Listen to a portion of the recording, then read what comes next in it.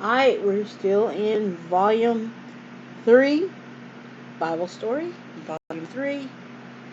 We are, get this straight with my finger, Part 2, Story 10, and it's called Moldy Bread.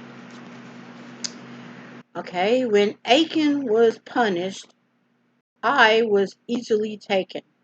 So this is AI, would be I.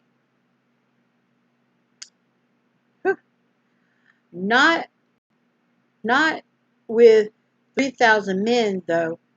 All the people of war went up against it, just as they had against Jericho, and the city was sacked and burnt. As news of the second great victory spread through the land, the people of Canaan became very frightened. Some of the rulers of the larger cities decided to band together and wage war on Israel. Others thought it would be better to make treaty of peace with the invaders, if that were possible.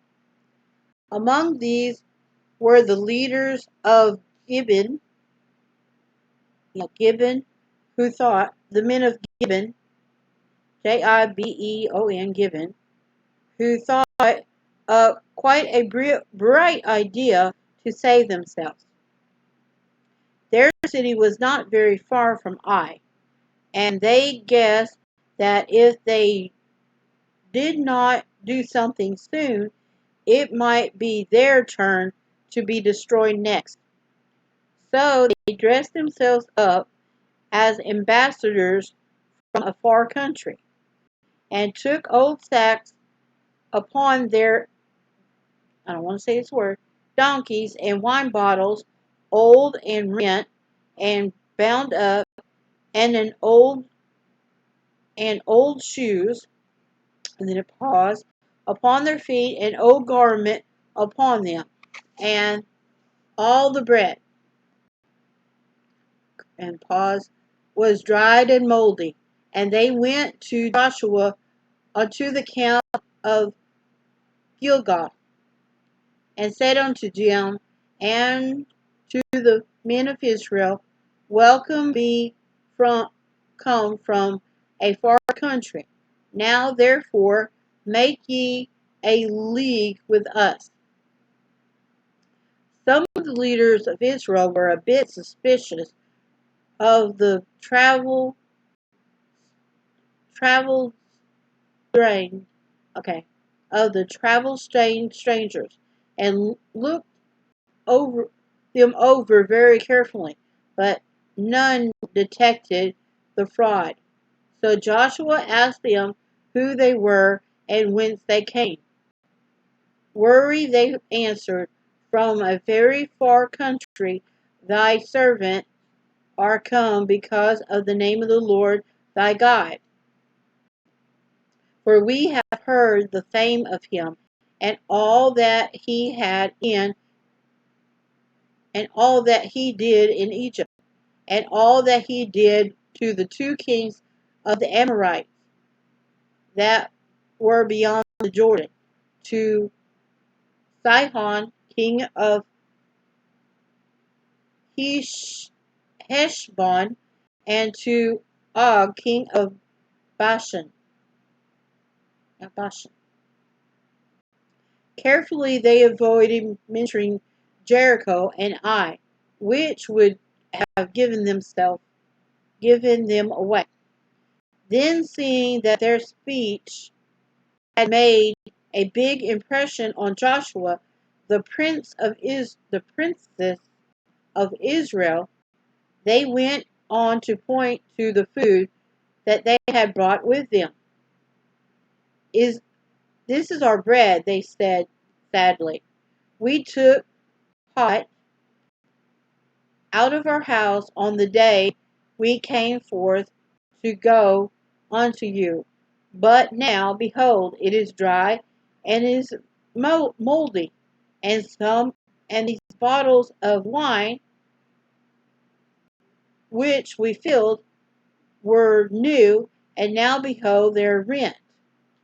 And these, our garment and our shoes, are become old by reason of the very long journey.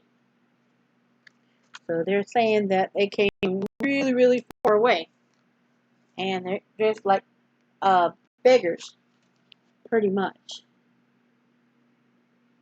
And some of the guys are like, "Okay, this don't sound right." I don't blame them. I would be doing that too. Okay, and then here's something. Get back to the story. How they kept their faces straight while they told all these untruths, I can imagine. But they did, and Joshua believed them. So did the other leaders who listened to them. How could they deny the evidence of the moldy bread? And Joshua made peace with them and made a league with them to let them live. And the princes of the congregation swear unto them. Of course, it wasn't long before the fraud was discovered. In fact, within 3 days, the truth came out. You can imagine how foolish and angry Joshua and the others felt about it. But they kept their word. When they came to Gibeon, they left it unharmed. However, as a punishment for their deception, the Gibeonites were told that they must forever be hewers of wood and drawers of water for the children of Israel. What happened? It happened to Joshua.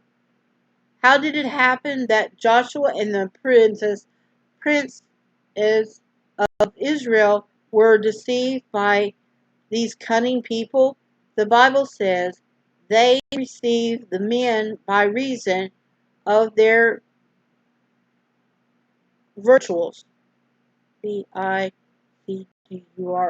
victorals, and asked not counsel at the mouth of the Lord. In other words, they believed them and didn't go and ask God first. God had already gave them counsel on this matter, just as God had given them counsel on how to take Jericho and Ai.